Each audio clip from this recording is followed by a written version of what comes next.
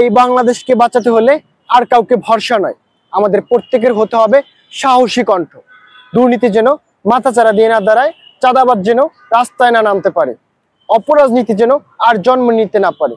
তার জন্য প্রতিটি মানুষের জেগে উঠতে হবে। আমরা যদি নীরব থাকি তাহলে অপরাধীরা মাথাচাড়া দিয়ে উঠবে। আমরা যদি ভয় পাই তাহলে দুর্নীতিবাজরা আরো শক্তিশালী হবে। আমরা যদি চুপচাপ সহ্য করি তাহলে এই দেশ অন্ধকারেই ডুবে যাবে।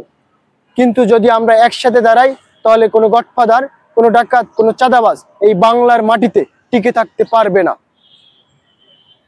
তাই আজ প্রতিজ্ঞা করি, আমি হব সাহসী কণ্ঠ, আমার প্রতিবেশী হবে সাহসী কণ্ঠ, বাংলাদেশের প্রতিটি মানুষ হবে সাহসী কণ্ঠ।